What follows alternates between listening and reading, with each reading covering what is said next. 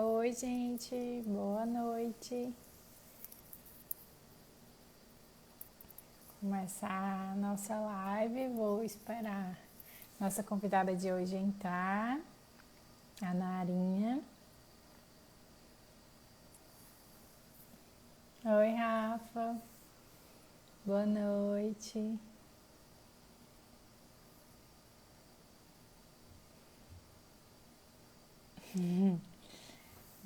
Só aguardando ela entrar.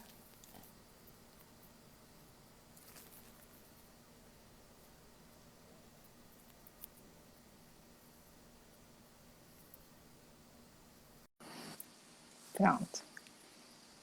Vamos ver se dá certo que adicionei aqui ela. Olá, Dani! Oi, Narinha. Oi, amiga. Tô distanciando aqui para posicionar melhor. Pronto, agora tá ok. Tá ótimo. Tá lindíssima. Boa Obrigada, noite, amor. Como é que Lilinha. você está? Estamos bem. Naquela rotina insana, mas estamos bem, né? Amiga, tu ainda tá fazendo live, amor. Tu tá arrasando.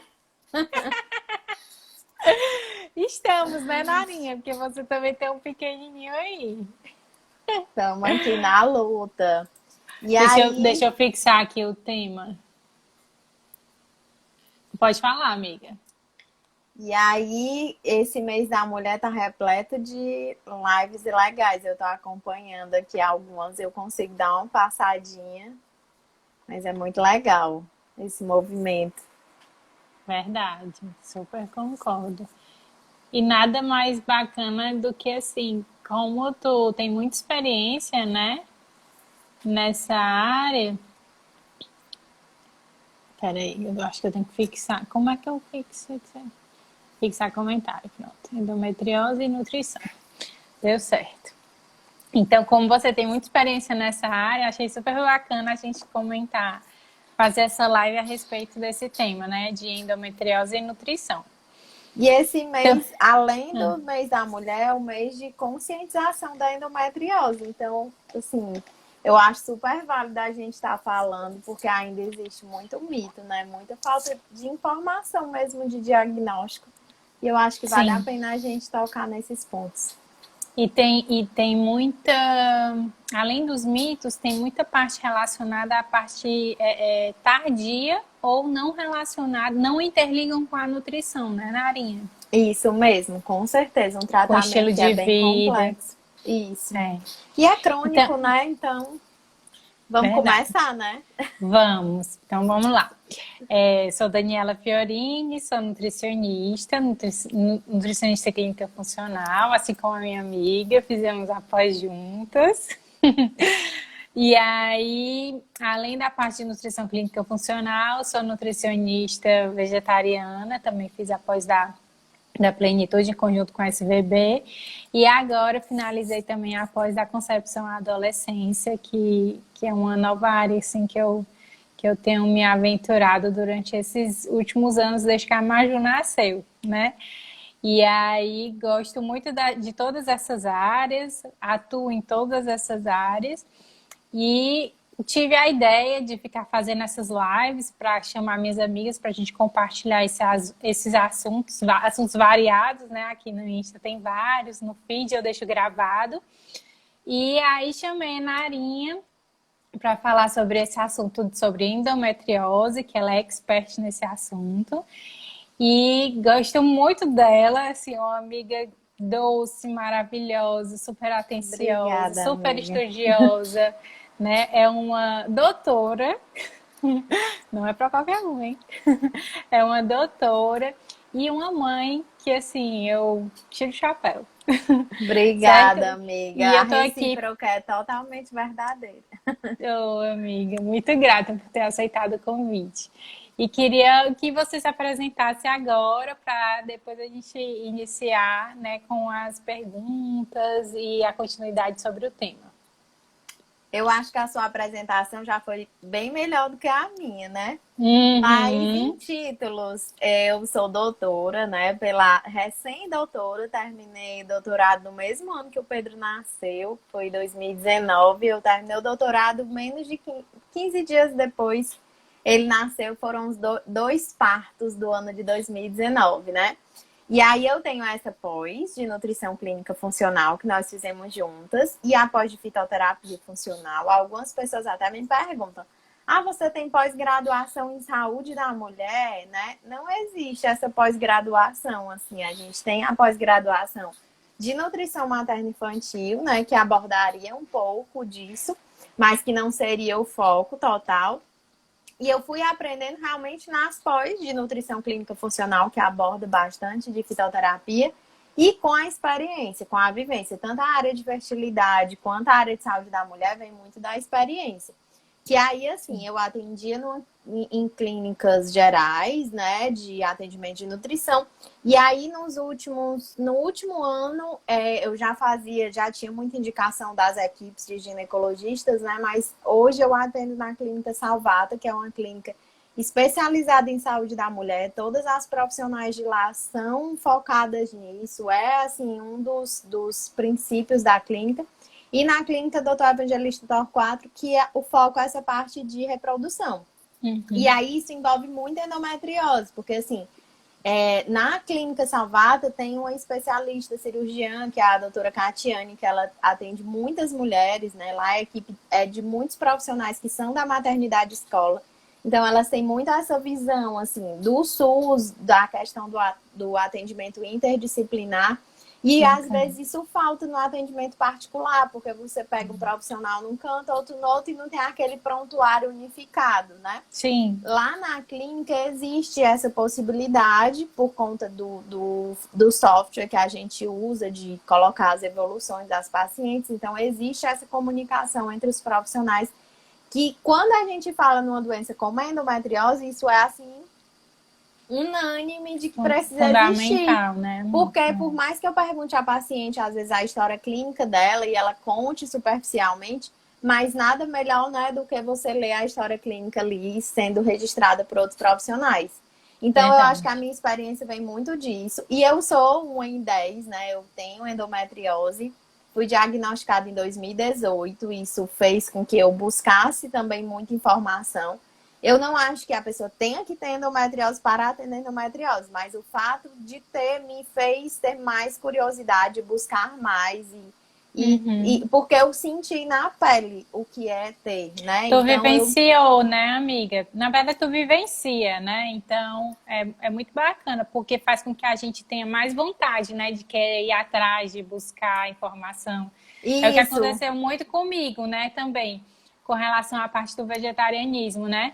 Foi vivenciando e buscando, e estudando, mesmo antes de existir pós-graduações, né, há anos atrás, e buscando conteúdo para eu colocar tanto na minha prática para atender também esse público, né? Com certeza, você sente as dificuldades do dia a dia, né? Sim. E aí você vai tentando superar. Verdade. E aí eu acho que por isso, né, essa foi me aproximando muito desse universo da endo, né? De conhecer pessoas que fazem parte do movimento da endo, né? De mulheres, de pacientes que fazem, que tem também essa luta. Existe uma luta, por exemplo, para licença-trabalho nos períodos de cólica intensa, de período menstrual, porque realmente às vezes é uma dor incapacitante, né? Ambulatórios públicos para atender essas mulheres que às vezes elas ficam pingando de um lugar para outro sem ter um atendimento mais completo. Então, tudo isso, existe toda uma luta política também por trás, né? Que eu fui descobrindo e que eu acho muito interessante. E aí eu acho que começa a conscientização, porque se as pessoas souberem o que é, né? Onde buscar, o que existe, o que está envolvido, acho que é mais fácil, né? Da gente mover essa roda. E aí, assim, a gente pensa, mais uma mulher em cada 10. Gente, parece pouco, mas é muito, né? Se a gente pensar em milhões. E se a gente pensar na quantidade de mulheres que não têm diagnóstico ou que têm diagnóstico tardio e que talvez aumentaria ainda muito mais essa estatística, é assustador. E outra coisa que eu acho, assim, super... uma vez eu estava participando de um evento junto com o Dr. Evangelista, recentemente, um evento do GAMPES, que é uma instituição voltada para endometriose, e ele disse assim, 1% parece pouco, a Covid mata menos de 1% de quem é acometido pelo vírus. Então, a gente vê, né, que 1% de quem pegou É Covid muito. só que morre, mas a gente tá sentindo, tá vivenciando o quanto que 1% é muito, né?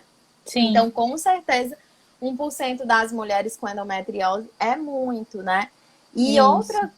outra coisa que também é muito, assim, que me sensibiliza muito é a questão da infertilidade, porque nem todas as mulheres que têm endometriose têm problemas de fertilidade, mas Uhum. 40% dos casos de infertilidade têm relação com a Com a endometriose. endometriose. Então, Amiga, o que é que seria assim? Porque assim, às vezes a pessoa está aqui, entrou na live, né, e não sabe o que é endometriose. Então vamos do início, né? O que começar do seria começo, endometriose? né? É, começar do começo. O que seria a endometriose?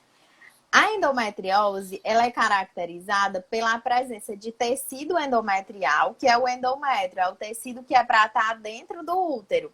É a camadinha que cresce, né, que Uhum, aumenta para que haja implantação. E aí, toda certo. vez que a gente menstrua, a gente libera esse endométrio, né? A gente libera lá no sangramento da menstruação esse endométrio, certo? Uhum, Então, só deveria existir endométrio onde? Na parte interna do útero. A endometriose se caracteriza pela presença de endométrio em regiões externas ao útero, certo? E aí, no certo. início, se imaginava o quê? Bom, então o que deve ter acontecido com essa mulher? Deve ter sido algum processo de contração uterina, que esse endométrio saiu pelas trompas, e aí se fixou lá na pelve, né? Se fixou, se grudou no intestino, se grudou na trompa, se grudou no ovário, se grudou na parede externa do útero, né? Então, a primeira teoria do surgimento da endometriose era essa. Só que o que é que Uhum. começou a acontecer, assim? Começaram a aparecer diagnósticos de endometriose em outros locais que não tinham contato com o útero. Então, assim, anatomicamente, a gente tem uma barreira, que é o diafragma, né? Que divide Uhum. a nossa porção abdominal da nossa porção pulmonar, por exemplo. Existem mulheres com endometriose pulmonar. Já foi detectado mulheres com endometriose cerebral e em outros tecidos. Então, isso Uhum. faz surgir uma outra teoria que é de que a endometriose ela é embrionária. Então, as pessoas têm, né, essa questão embrionária. Nada mais aí, então, o que é que isso gera, né, tanta repercussão? Uhum. Todas as vezes que há o estímulo hormonal para o crescimento do endométrio intrauterino, há também o estímulo para esse tecido endometrial extrauterino. E aí, só que como ele está fora do lugar que ele deveria estar, ele gera um processo inflamatório. E Sim. aí, todos os tecidos que estão ali onde ele está grudadinho passam por esse processo inflamatório. É Então, eu, como por se exemplo, fosse uma célula estranha num local que não era para estar, é isso? exatamente, como se fosse assim, assim, para tentar sinalizar de uma forma mais didática, né? É como se fosse uma plantinha trepadeira crescendo no lugar, né, que não era para estar ali. Ela está crescendo, certo. Exatamente, ela vai gerando um processo de degradação ou prejudicial àquele tecido que ela está aderida. Que pode ser Uhum. a bexiga, que pode ser o ovário, que pode ser a trompa, que pode ser o útero na parte externa, que pode ser o Uhum. intestino, pode ser uma série de outros órgãos. E aí cada uma vai ter um reflexo de acordo com esse local onde essa endometriose está fixada. Uhum. Inclusive, tem mulheres que têm endometriose fixada em nervos, como o nervo ciático, por exemplo. E aí Hum.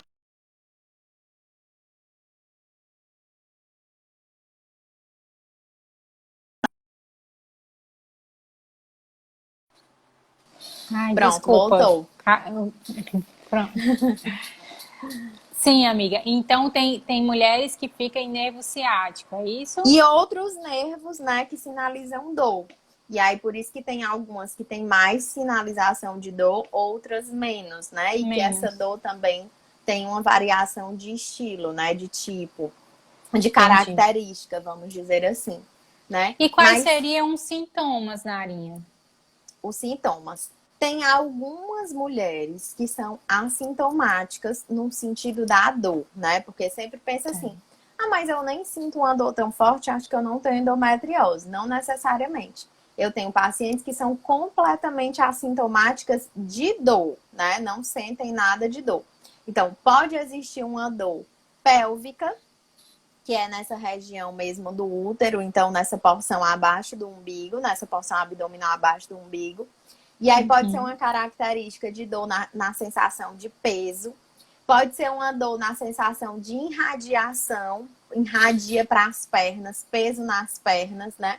E essa questão do sintoma de dor, ela não necessariamente é apenas no período menstrual, ela pode ser também fora do período menstrual. Tem algumas mulheres que sentem dor no período da ovulação, por exemplo.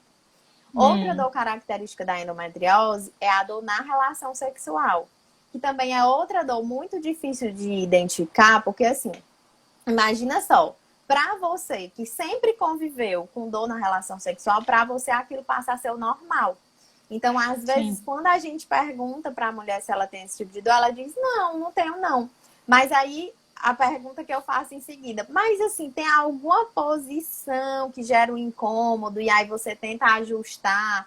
Ah, isso aí tem. Então, provavelmente é o foco da endometriose, que ela não identifica como dor porque ela evita a posição, Essa que posição. vai, exatamente, que vai fortalecer a dor. E aí é mais fácil de identificar.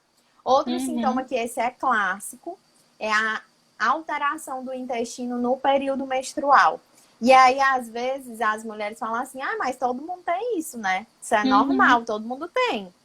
E não é, né? Você tem uma oscilação, o intestino ficar, ou você fica mais constipada, ou mais com o intestino mais solto. No período menstrual, não é para ser normal, não é todo mundo que tem isso. É uma alteração que pode ser característica da endometriose. E essa questão da dor, também tem mulheres que acham que, por exemplo, existe muito uma normalização da dor da mulher, né, Dani? Assim, tanto da cólica, eu acho que até por ter essa questão do parto, né? Não, é isso mesmo, mas você nasceu para isso, né? Você é mulher, você é uma dor que dá para sobreviver e tudo. Toma aí um remedinho, um Buscopan, né? Então, quando você diz assim, não, minha dor não é tão forte, porque eu ando sempre com um Buscopan na bolsa, ou qualquer outra medicação. Quando eu sinto que tá vindo, eu já tomo a medicação. Então, opa, já não é normal, né? Uma dor que você precisa se automedicar todos os meses. Isso. Então, não é normal. E aí, eu tô vendo aqui, eu acho que já tô vendo aqui, pergunta como é que tem o diagnóstico, né? E eu acho que é muito importante, que é outra dúvida frequente, que as mulheres dizem assim, mas eu acho que eu não tenho, porque eu sempre fiz um acompanhamento com a ginecologista, e os meus exames sempre dão super normais, né? E aí, gente, não dá para visualizar endometriose em transvaginal comum, em exame ginecológico comum. Ela é uma doença que ela precisa de um diagnóstico específico, né? Então, precisa ser feito o diagnóstico por um médico específico. E aí vem dois pontos importantes. Um é o médico que vai lhe atender, o ginecologista que vai lhe atender. Se ele é especialista em endometriose, ele vai conseguir perceber essa sintomatologia e outros sinais clínicos. Os médicos que são especialistas em endometriose, no toque vaginal, eles conseguem perceber onde é que tem foco de endometriose. Não precisa nem do exame de imagem. No toque vaginal, eles conseguem saber se tem endometriose. É diferente de um ginecologista geral, que ele não vai fazer essa identificação. A mesma coisa do exame de imagem. Às vezes as mulheres chegam com um mapeamento de endometriose feito não dizendo que é ruim, né? Mas assim, feito em qualquer clínica, pelo plano de saúde. Aí tava lá a solicitação, mapeamento, endometriose com preparo intestinal. E aí ela fez, né? É outro detalhe, você tem que fazer o preparo intestinal, que é o esvaziamento intestinal completo. Então você começa uso de laxante no dia anterior ao exame, né? Na hora, um pouquinho antes do exame, você usa outra medicação, enfim, para o intestino estar todo vazio e ser possível visualizar toda a cavidade abdominal. E daí, Uma vez uma médica radiologista, né, ela disse, por que que tem que ser especializada em endometriose? Porque se você não foi treinado para ver aquilo, você não vai enxergar, né? Se você não Sim, sabe a diferença, por exemplo, de um coelho para uma lebre, você vai ver todos parecidos e você vai achar que é tudo a vai achar mesma que tá coisa. normal. Vai achar que tá normal. Então, por exemplo, eu, muito humildemente falando, às vezes eu pego exames de mapeamento, né? Que lá na conclusão do laudo está, não foram verificados focos de endometriose, mas eu, mesmo como nutricionista, consigo ver pontos que são característicos de endometriose. Às vezes é Uhum. uma variação de trompa, é uma aderência em algum ponto. E aí a gente, quem é da área, já pega ali aderência, gente, endometriose, né? Já entende que tem ali. É o Então, olhar clínico, né, é o Nari? De olhar tanto clínico. você estudar aquilo, de tanto você visualizar, você consegue ver de cara. Engraçado que eu estava Exatamente. comentando um dia desse com uma amiga minha que ela entrou até aqui na live, que tem um médico que ele faz ultrassom, ele é bem conhecido aqui em Fortaleza. E aí ele, assim que ele coloca ali né, o aparelho ultrassom, ele já vai dizendo, ó, isso aqui não é característico de Down, isso aqui não é característico disso, daquilo, né? É de tanto visualizar isso que os especialistas já dizem rápido, né? Se a A pessoa prática tem. leva à perfeição, né? É E aí, verdade. por isso que é importante fazer o exame com um profissional específico. E é esse transvaginal que é bem, porque existe um preparo, né? Pode ser feito por ressonância também. Mas, Hum, mais uma vez, o que vai fazer a diferença é se também o profissional que está fazendo a ressonância é especializado em especialista detectar nisso. em endometriose. Exatamente. Amiga, e qual seria o impacto da endometriose na vida da mulher? Eu sei que tu já falaste que existe, né, essa questão da Da dor, né? praticamente da dor, que às vezes fica incapaz, né, de realizar determinadas atividades. E aí eu queria que tu me falasse um pouco mais sobre esse impacto na vida de nós Da mulheres. mulher, né? Assim, a endometriose, primeiro ela é crônica, então ela é para o resto da vida. Então, existe a possibilidade de fazer cirurgia, certo? A cirurgia vai amenizar muitos dos sintomas. A cirurgia só é feita quando é necessária, não são todas as pacientes com endometriose que precisam se submeter à cirurgia. E aí, essa cirurgia também é importante que ela seja muito bem pensada, porque a ideia é que se faça apenas cirurgia uma vez na vida. Então, ela tem que ser muito ponderada do melhor momento de fazer cirurgia, né? Mas aí os médicos tratam isso de forma mais aprofundada. Então, primeiro, ela é crônica, você vai ter que conviver ela para sempre. Outra Certo. questão é que a endometriose ela é uma doença inflamatória e pró-oxidativa, né? Esse termo pró-oxidativa é muito voltado para a nutrição, né? Principalmente, acho que É. para essa área da funcional. Mas aí tentando explicar um pouquinho disso. Inflamatória, gente, uma pessoa inflamada, meio que nada funciona, né? Nada funciona bem na pessoa inflamada. E aí Tá a tudo gente sabe, bagunçado, né, amiga? tá Fica tudo tudo bagunçado, desorganizado. tá tudo desorganizado a pessoa inflamada, né? Nada funciona direito. Eu costumo brincar que é assim, ó, quem gosta muito de organização, imagina que a pessoa inflamada é uma casa no meio da mudança, né? Aquela coisa assim, tudo encaixa, você não sabe onde é que tá nada. A casa suja, cheia de poeira, aquela confusão. É mais ou menos isso uma pessoa inflamada. Nada funciona, você não sabe onde é que tá as coisas da cozinha, as coisas da cozinha não estão na cozinha, as coisas do quarto. Então, é mais ou menos isso. Então, por ser uma doença inflamatória, a mulher vive lutando contra esse processo inflamatório. E aí não basta só uma medicação. É preciso ter também uma alimentação anti-inflamatória, porque é um hábito de vida modificável. Às vezes é necessário a gente entrar com uma suplementação anti-inflamatória. E essa questão da endometriose ser uma doença pró-oxidativa, ela gera como se fosse um envelhecimento precoce geral do corpo. Então, Uhum. gente, imagina, se para a mulher ela já vive lutando contra o envelhecimento, você imagina ela ter uma doença que faz com que ela envelheça mais rápido. E eu não estou falando só da questão, tipo, ruga, cabelo branco, porque isso é estética.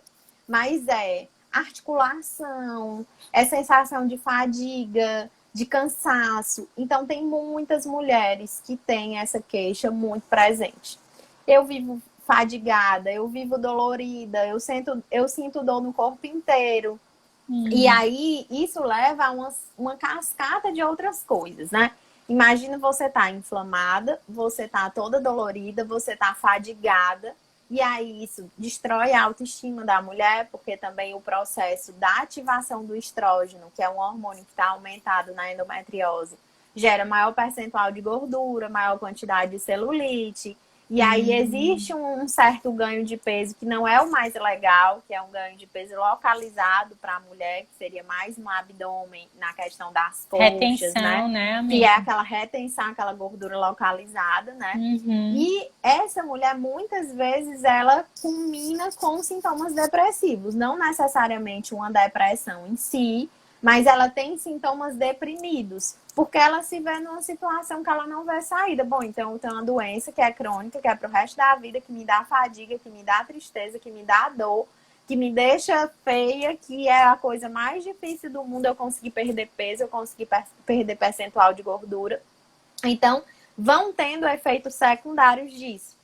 E aí eu te falo, Dani, assim, como quem vivenciou isso, assim, no auge do meu diagnóstico, eu diagnostiquei porque realmente as dores que eu sentia eram terríveis. E aí, só para você ter ideia, eu sou professora da Unifol também, né? Lá na Unifol, quem conhece, tem rampas, que a gente sobe os blocos de rampa, não é escada. E eu ficava, às vezes, sem conseguir subir a rampa da Unifol, porque o reflexo de dor que dava na minha perna, eu não conseguia fazer o movimento de andar, de dar a passada. Eu subia a rampa mexendo só uma perna, subindo só com uma perna, porque a outra estava doente. Eu já tive pontos de dor de estar dirigindo e a dor vinha tão forte que eu tinha que parar o carro, porque a minha dor, ela tinha essa característica constante, mas eu tinha uma dor no período menstrual, que muitas mulheres de endometriose têm, que ela é uma dor aguda. E ela é assim, eu caracterizo muito ela com som, que eu acho que é mais fácil, né? Ela vinha assim, tam, tam, tam, tam, tam, tam, tam, tam, tam. Aí ela dava uma subida, assim, chegava no pico máximo. Nesse pico, a sensação que eu tinha, e que muitas pacientes já disseram isso, é que a minha alma saía do corpo, gente. Era um pico de dor tão forte que eu sentia, assim, um enfraquecimento e eu parava de respirar, assim, por 2 segundos, de tanta dor. Mas era 2 segundos mesmo, assim. Aí depois voltava. Mas se tivesse alguém aqui conversando comigo, a pessoa olhava pra mim e dizia assim, aconteceu alguma coisa, você tá passando mal, porque eu ficava branca, eu ficava da cor de uma folha de papel, assim. Sensação de passar mal mesmo. E aí, essa dor é algo que não adianta tomar remédio, ela vem, ela acontece. E aí, assim, são sintomas, quem tá sentindo pensa que não há esperança, assim. Aí eu vou viver para sempre assim. E aí começa a ter repercussões, lógico, no relacionamento conjugal, às vezes. Porque imagina a dor na relação, imagina o risco da infertilidade, quando existe essa infertilidade. Imagina a pessoa ter fadiga e ela ficar deitada numa cama e não ter forças para fazer nada. E ela se sentir desmotivada para isso. Então, são uma série de coisas que podem vir, né, geradas nisso. Sem contar a questão do trabalho, né? Porque aí você pensa assim, aí eu vou para o trabalho e aí a cólica da endo, ela é incapacitante, né? Eu tenho pacientes que dizem assim, ai, doutora, mas eu tomo remédio, a minha vontade é me deitar e ficar assim, bem quietinha, toda curvada. Mas eu vou lá e continuo fazendo minhas atividades normais. Gente, é muito covarde a pessoa ter que viver assim, né? Tipo, ela tem que ter a força do mundo inteiro. E o pior é que ainda tem as pessoas que olham e dizem assim, menina, isso é frescura. Eu né? ia dizer exatamente isso, Narinha. É só uma cólica, deixa de besteira, né? Deixa de besteira. Porque as pessoas não sabem Já o que passa, toma um remédio, já passa. Exato. Bota aí uma bolsa de água quente, uma compressa, né? Uma coisa assim. Então, as pessoas não entendem que é realmente uma dor. E eu lembro que eu já falei isso de mim, porque assim, quando eu fui fazer o exame do diagnóstico, né? A médica pegou e perguntou assim: aqui tá dizendo que você sente dor. Como é sua dor? Ela é forte, ela é incapacitante? E eu tinha essa dor que eu descrevi para vocês. E eu dizia assim: não, é uma dor moderada. E aí, quando terminou o exame que ela viu, ela disse assim: ela, olha, da próxima vez que lhe perguntarem, você pode dizer que a sua dor é incapacitante. Porque se você tem uma dor que você não consegue andar, que você tem que parar o carro por causa da dor, que a pessoa que está na sua frente diz que você está sentindo dor, ela Isso não fala pode sempre. ser outra coisa que não incapacitante, né? Mas às vezes a gente se coloca nesse lugar de sou forte, sou determinado, vou conseguir vencer, né? E a gente não se Isso. percebe. E aí, pode dizer, Dani. Não, é que é justamente isso, de conseguir vencer. A Isabela lá em cima, ela tinha perguntado se o estresse pioraria as dores, né? Se piorariam esses sintomas. Com E, certeza. e eu acho que está muito relacionado a isso, né? Você se sentir, não, eu sou capaz, daí eu vou lá e faço, porque já está doendo. Então, isso já gera um estresse. E aí você vai contra o estresse, que aí gera mais estresse ainda, né, Marinha? Exatamente. O estresse repercute muito, porque como nutricionista a gente sabe, né, que o estresse também é pró-inflamatório. E Isso. aí, é uma coisa que é importante a gente pensar, primeiro, é que o estresse não é relacionado apenas à quantidade de coisas que eu faço, mas como eu enfrento essa quantidade de coisas que eu faço. Então, por exemplo, hoje a minha vida é muito mais cheia de atividades, muito mais atribulada do que a minha vida em 2018, quando eu tinha esses sintomas da endometriose, nem se compara. Sim. Quantidade de responsabilidades, de coisas que eu faço, enfim, era muito maior. Mas, assim, era uma situação que eu estava começando no emprego, então eu vivia muito a atenção disso, né? De me colocar, de querer mostrar responsabilidade. Eu estava entrando no doutorado, então também tinha essa questão, né? Aliás, eu estava num momento crítico lá do doutorado, então tinha muito essa questão da responsabilidade da coleta, da pressão, de escrever os artigos e tudo e tal. Então, eu vivenciava muito estresse nas atividades que eu fazia. Hoje, Uhum. as minhas atividades, elas, por mais que demandem muita carga horária minha, consultório, da aula, filho, casa e tudo, são coisas prazerosas, que eu adoro fazer. Então, ela não tem o mesmo impacto de estresse. Então, o primeiro fator Uhum. é isso. Então, você está no emprego que você não gosta, ou que demanda muito de você emocionalmente, fisicamente, isso já é um ponto, né, que pode puxar lá para essa questão do estresse, né? E aí é um Uhum. ponto que é muito incomum isso, assim, as mulheres terem esse aumento da dor nesse período de foco de estresse. Tanto é que Uhum. nesse período de pandemia a gente viu muito as pacientes da dor crônica, que são mulheres com endometriose, que viveram com a dor por tanto tempo, normalizando, que mesmo fazendo a cirurgia, tirando os focos de endometriose, continuam com a dor, que é uma repercussão terrível, né? Que a gente não deve. Por isso que eu acho importante também a conscientização, né? Porque as mulheres Sim. passam anos sentindo a dor só aumenta, porque eu também aprendi isso com a endometriose. Eu era aquela pessoa, eu sou super natureba, então não gosto muito de tomar remédio. Pra nada, eu sempre quero fortalecer meu corpo, que ele vai ter que enfrentar aquilo, ele vai ter que lidar com aquilo, ele vai ter que responder. E aí eu fazia isso quando eu tava sentindo, eu dizia, não, vai já passar, eu vou respirar fundo, vou tomar uma água, vou descansar, vou tomar um banho, vou comer uma coisa, vai melhorar. Dor de cabeça, tudo. E aí eu aprendi com a médica da dor que a gente não deve fazer isso, né? E aí a dor também pode ser um ponto de estresse para a mulher da endometriose, porque às vezes ela fica nessa questão de não, vai passar, é uma cólica, porque tá todo mundo dizendo que é normal. E aí ela Sim. toma 2, 3 Buscopan e não passa, e aí ela continua achando, não, mas vai passar. E isso vai gerando, né? Vai gerando a bola de neve. Então, o É. estresse é sim um fator, e aí a gente acaba chegando em outra recomendação, que não é nutricional diretamente, que é o exercício físico, que é ótimo para combater o estresse, para combater a dor, porque como ele trabalha também a questão do relaxamento, contração muscular, ele acaba melhorando a sinalização de dor também. E aí é uma forma ótima, né, de combater o estresse e combater a dor e você conseguir aí algo que vá modulando isso. A gente meio que já está entrando no tratamento, né? Outra coisa que É, funciona para o estresse e também funciona muito para a endo é o sono, né? É muito importante você ter uma noite de sono bem dormida para garantir a produção de melatonina, que é um hormônio mega antioxidante que a gente produz naturalmente no nosso corpo. E também é comum, às vezes, as mulheres com endometriose terem um sono ruim, ou por ansiedade, ou porque ficam na TV, que é o normal, né, de hoje, as pessoas ficarem nas telas, no celular, celular e né? tudo, né? E aí perder a hora do sono, e no outro dia ter que acordar cedo para trabalhar, alguma coisa assim. E acaba se envolvendo nisso, acaba prejudicando o sono sempre. E não sabe mesmo a importância, né, de ter esse sono de boa qualidade. E além do É. mais, né, os outros tratamentos médicos e nutricionais que são muito importantes para a endometriose também. Isso, é o que a gente ia conversar, né, sobre o tratamento interdisciplinar, né? Que aí, no caso, entra o ginecologista, especialista em endometriose, né, Narinha? Aí entra a Exatamente. nutricionista.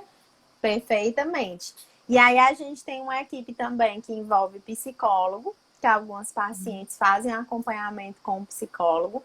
A fisioterapia pélvica, que também é fundamental, porque gera todo um processo de consciência corporal.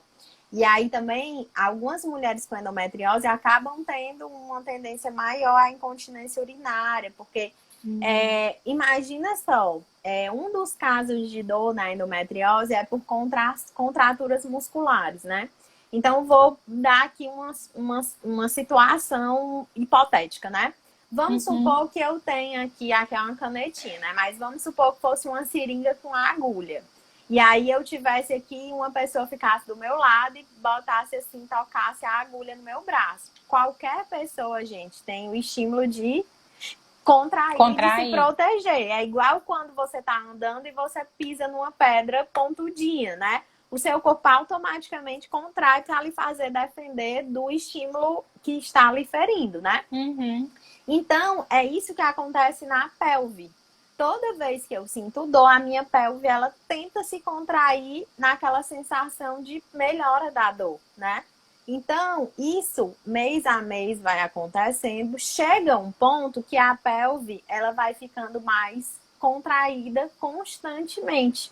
E às vezes essa é uma das causas, né, da dor na relação sexual. Isso pode gerar como se fosse os nervos ficam confusos com relação à contração e relaxamento e começam a prejudicar os processos de liberação de urina.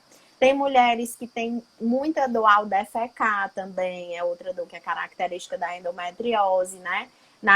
No processo mesmo de passagem das fezes, gera uma sensação de dor insuportável e aí elas acabam tendo constipação, porque imagina toda vez que você vai fazer cocô, você sente dor e aí você prende porque você não quer se expor à sensação de dor. Sim.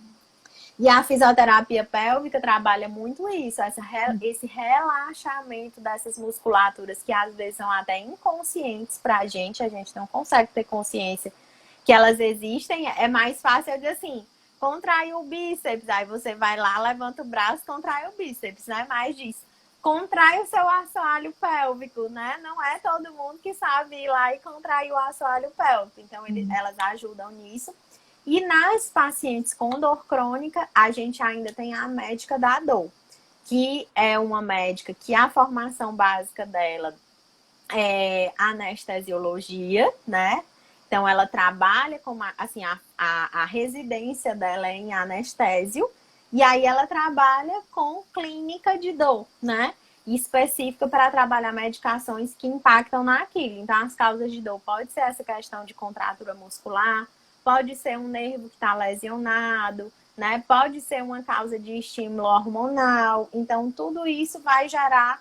E aí é legal ter esse acompanhamento multi, porque quando eu, como nutricionista, sei que a causa de dor dela é contratura muscular, eu vou trabalhar, além dos alimentos anti-inflamatórios, antioxidantes, os alimentos que melhoram a parte de relaxamento muscular, como, por exemplo, o magnésio, né? Isso. Então, eu consigo dar uma dose extra de magnésio específico, não é qualquer magnésio, né? O magnésio ali específico, que vai ajudar nesse processo de relaxamento muscular.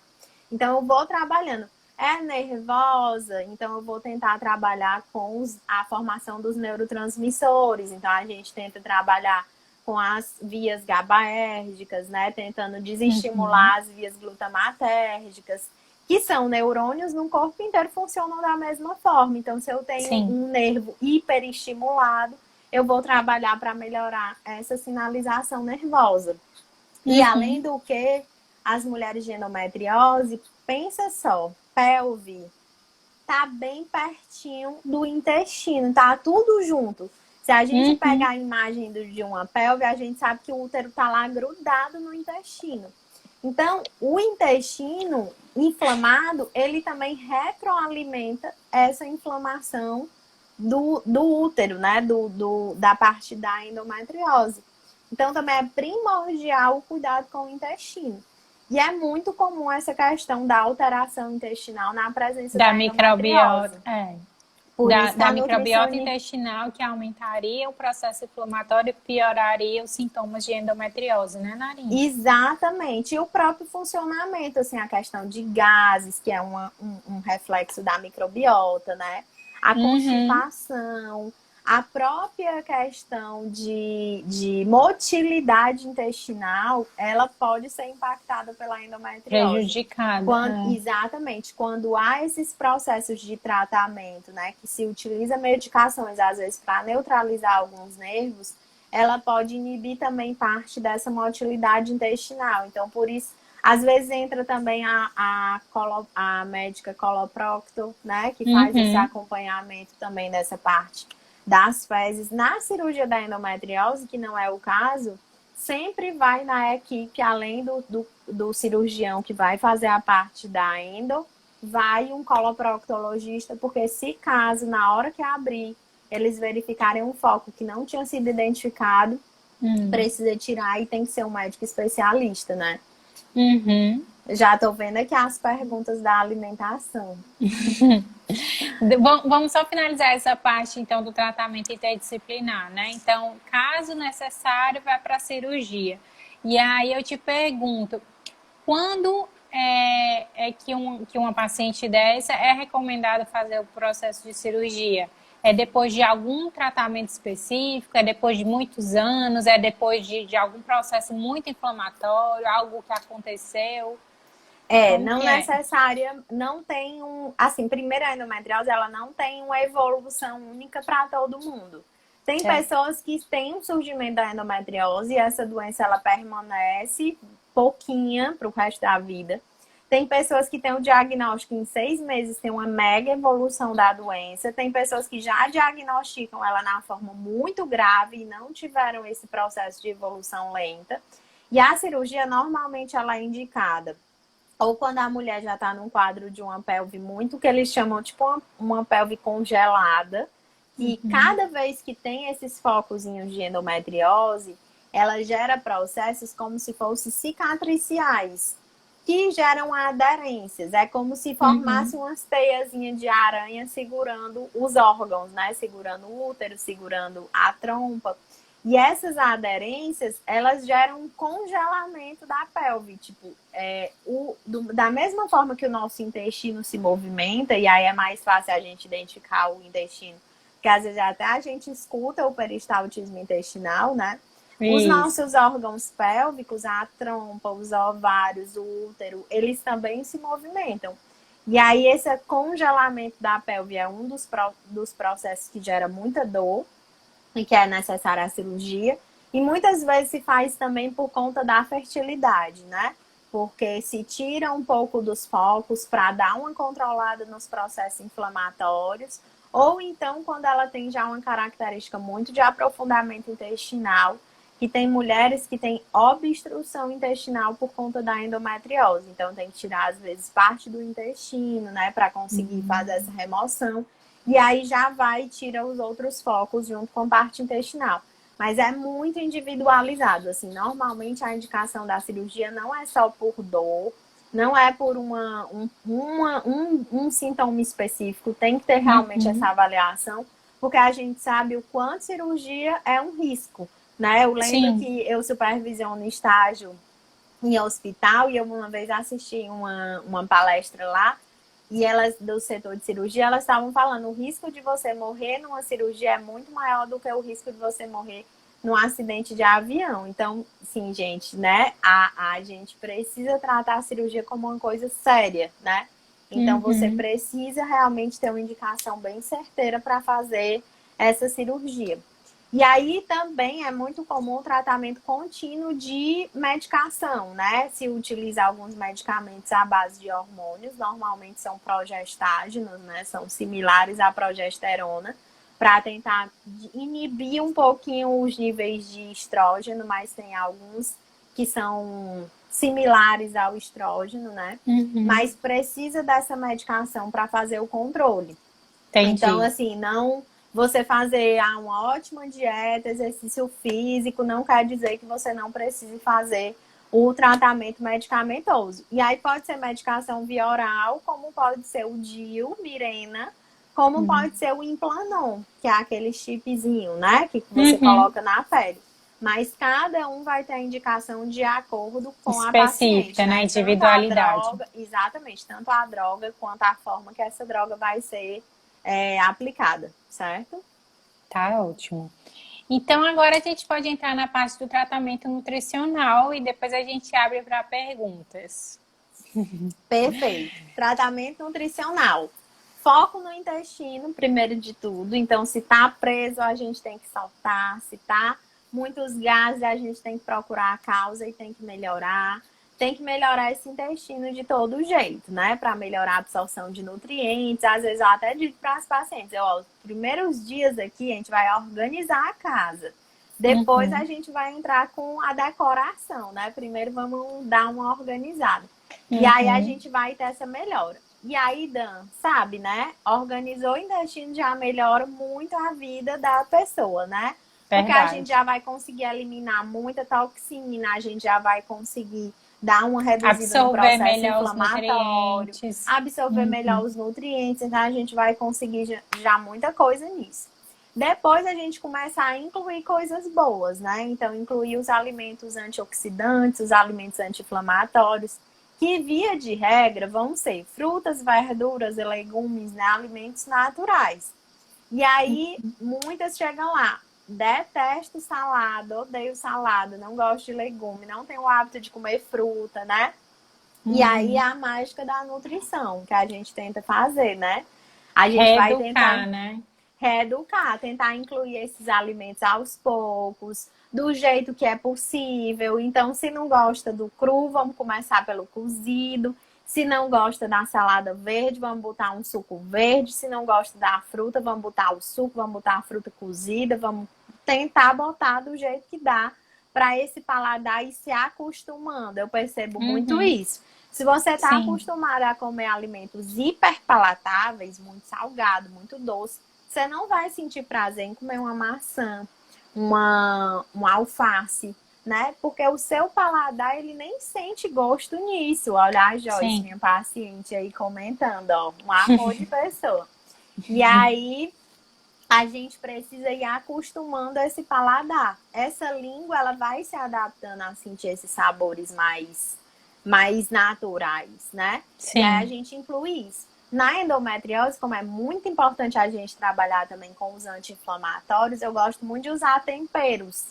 Então, cúrcuma, alho, cebola, o orégano é um ótimo anti-inflamatório, canela. Então, eu entro muito com essa conduta também. Além de usar o tempero natural, tirar o tempero pronto, botar o tempero natural, eles têm um efeito, um potencial anti-inflamatório muito bom. Eu brinco assim que são as pitadas de sucesso no dia a dia, né? O É a gengibre, cereja do bolo, né, amiga? exatamente, o gengibre. Então a gente vai tentando encaixar. E aí tem paciente que não gosta de canela, mas gosta de gengibre, que não gosta da cúrcuma, mas gosta do orégano. E aí a gente vai fazendo essa adaptação, né? E Perfeito. outra coisa que é uma dúvida constante é com relação ao que tirar, né? Então fala muito de tirar leite, tirar carne vermelha, tirar glúten, tirar esses alimentos. Eu acho que mais importante do que esses três, que geram muito bafafá, é a gente tirar os industrializados, que são os alimentos de pacote, né? Tudo que é vendido industrializado. E a gente tirar os embutidos, principalmente, né? Que é Sim. sim, salsicha, salame, presunto, essas coisas. E o que e fritura também, que é muito importante a gente tirar. O glúten, o leite, que não é nem a lactose, né? O leite e a carne vermelha, eu abro um parêntese. A questão da carne vermelha é porque nos estudos americanos ela entra junto dos embutidos, porque eles Isso. chamam produtos cárnicos, né? Então eles atribuem muito processo inflamatório da carne vermelha a esses embutidos. Mas Uhum. daí a gente sabe que ela tem um pouco mais de gordura saturada, que é pró-inflamatória, então eu reduzo ali para umas 2 apresentações por semana, né? Para realmente ficar numa quantidade menor. E priorizar, logicamente, o frango, o peixe, o ovo, as proteínas vegetais ao longo do dia, as castanhas, o feijão e tudo, para a gente ir dando uma melhorada nisso. O Eu estava vendo leite. uns artigos, amiga, que falava justamente isso, né? Reduzir o consumo de carnes vermelhas, como tu disse, né? Incluindo aí os embutidos e, no caso, aumentar de frutas, verduras, legumes. Compara-se muito à dieta do Mediterrâneo, né? Não sei se nos estudos que tu já viste, fala-se muito disso, né? E aí, com relação até à dieta vegetariana, é a plant-based, né, a integral mesmo, né? Ele fala Uhum. que seria pontos positivos porque ajudaria na redução desse processo inflamatório. Tu já viu alguma coisa a Perfeitamente. respeito? Sim, sim. Fala-se muito na dieta do Mediterrâneo, né? Como uma estratégia boa. E eu achei legal que publicaram agora recentemente que a dieta do Mediterrâneo é um perfil europeu, né? E aí Isso. publicaram recentemente uma cartilha de adaptação da dieta mediterrânea para a cultura brasileira, que eu achei assim Oh, maravilha. fenomenal, né? A gente É, trazer para os nossos vegetais, para os nossos carboidratos, né? Então, a dieta do Mediterrâneo, ela tem muito essa característica de consumir muitos alimentos integrais, ricos em fibra. E aí eu acho legal, porque boas já fontes tem de um foco. gordura, né? Isso, gordura boa, o azeite de oliva, o abacate, Fala-se de né? vitamina E, né, amiga? Fala bastante também. Vitamina E que é super anti-inflamatória, principalmente para a questão do endométrio. E aí, isso já lá na área da fertilidade, a gente usa muito suplemento de Uhum. vitamina E para o próprio endométrio. E aí, na dieta da endometriose, né, também é um fator importante quando relaciona também essa parte de fertilidade. E aí o leite Perfeito. também eu foco muito na qualidade dos derivados, né? O que é que você está comendo, né? Você está comendo aquele iogurte ultraprocessado ou aquele leite ultraprocessado, perdão, aquele queijo ultraprocessado, ou você está consumindo iogurte natural? Qual é a porção, né? Uhum. Então, isso é mais importante, até porque tem estudos que são meio que inconclusivos com relação a essa questão do leite com perfil inflamatório. E o glúten também é muito particular. Eu sempre gosto de reduzir a quantidade que a pessoa consome. Né? A gente já tem Uhum. alguns estudos de imunidade que dizem que o ideal é não excluir total para o resto da vida, que a pessoa pode gerar uma intolerância. Então, normalmente a gente faz ali uma dieta de 20 dias, tentando dar uma reduzida bastante. E depois a Certo. gente vai chegando numa dose ali. Tem pessoas que comem glúten uma vez por semana e ficam bem. Tem pessoas que 2 vezes por semana e ficam bem. Tem pessoas que se come 3 dias seguidos, o intestino já bagunça, já dá uma desorganizada. Então a gente vai Já buscando piora. E é essa interessante, né, amiga, individualidade. falar também, essa com relação, você falou, que a gente só vai saber isso testando, né? Você vai, reinocula, exclui, avalia os sintomas, né? E a partir daí vê a possibilidade do consumo ou não daquele alimento, não é isso? E isso vai depender de como o intestino tá. A gente sabe que se encontra um intestino bom, com a vilosidadezinha boa, não vai ter problema, ele vai conseguir suportar aquelas gliadinas lá do glúten. Agora, se o intestino já tá bagunçado, o glúten vai Se ser está só ali destruído. o A gatilho permeabilidade está elevada, aí exatamente, vai e só só piorar, vai piorar. só vai causar cada vez mais processo inflamatório, né? Exatamente. Temos 5 minutos. Frutas, verduras, legumes, boas fontes de Temperos gordura, naturais. temperos naturais. Uma coisa bastante interessante da gente falar, água, né? Como é que tu faz essa indicação, amiga, da ingestão hídrica? A água, eu gosto muito de... Assim, às vezes eu calculo, mas eu vou muito naquela meta inicial, aumente o que você já toma. Então, quem toma 1 litro, a primeira meta é 1,5 litro para depois subir para os 2. Perfeito. Estimular o consumo de água durante o dia. Então, tente atingir sua meta até 4 horas da tarde ou 18 horas. Não deixe para tomar as águas tudinho perto da hora de dormir para não atrapalhar o sono, né? Então, ir aumentando gradativo. E ficar sempre controlando, porque isso tem uma repercussão diretamente no intestino, né? Então, também para ter essa melhora do intestino. Estão perguntando aí sobre chá, né? Tem alguns chás que não são legais na endometriose, como, por exemplo, o chá de hibisco, porque ele tem um efeito estrógeno símbolo, então ele aumentaria ali a sinalização de estrógeno. Mas já tem outros chás que são muito bons, como o chá verde, né? Tem um efeito bom. Então, a gente tem alguns mais indicados. A gente tem outros. O chá de gengibre é muito bom para endometriose também. Então, a gente teria O de amora também, então, não seria indicado, né, amiga? Por conta desse efeito símile. Exatamente. Né? A gente tenta tirar também ali os fitoestrógenos, né? De maneira geral. É porque às vezes nem tem muito consumo já pelas mulheres, né? Mas normalmente eu não indico, assim, entre uma chia e uma linhaça, é melhor priorizar lá a chia do que a linhaça, né? Evitar a soja, os produtos à base de soja, tirar um pouco mais dos fitoestrógenos para não dar essa estimulação a mais. E às vezes a gente ainda entra com a fitoterapia também, né? Então eu gosto de usar inibidor da aromatase, né? Eu tô falando porque tem aí um pessoal da nutrição junto aí na live, né? Então eu tento entrar com o inibidor da aromatase, principalmente porque, assim, um dos efeitos médicos da medicação é tentar inibir a menstruação. Então, para não crescer o endométrio, né? E aí, não é que seja uma medicação anticoncepcional, mas ela tem esse efeito. E aí, o que acontece? Às vezes a paciente fica, mesmo tomando uma dose alta da medicação, ela fica tendo escape menstrual várias vezes ou algumas vezes pontuais. E aí a médica fica sem querer aumentar a dose da medicação, fica naquela coisa, né? E aí a nutrição, às vezes, quando a gente muda a dieta, gente, consegue parar de ter o escape e redução das dores. Porque a gordura corporal, ela é um armazenador de estrogênio, né? Então, às vezes a medicação tá lá, a dose tá boa, mas o seu corpo fica hiperativando esse estrogênio, né? E aí, por isso, fica dando esses escapes. E quando a gente tenta entrar com a fitoterapia ou mesmo com a nutrição, a gente consegue um efeito bom de inibição. É muito bom também. Bacana, Narinha. Gente, vocês têm alguma dúvida? Algo que a gente não falou, que queiram complementar? Alguma pergunta? Que a gente falou que ia tem que deixar a pergunta para o final, né? Mas algumas perguntas foram surgindo aí no meio. Mas a gente acabou falando durante a live mesmo. Foi abordando. Foi. Então, assim, eu acho que é importante muito essa conscientização. Se você tem um amigo, uma prima, uma irmã, uma pessoa da sua família que sente dor, que sente cólica, acho que vale a pena investigar, assim, sim, sempre. Pelo sim, pelo não, pelo menos você fica tranquila que não tem ali, que tá tranquilo, né? Isso eu acho que também é importante. Tem que utilizar medicamento pro resto da vida.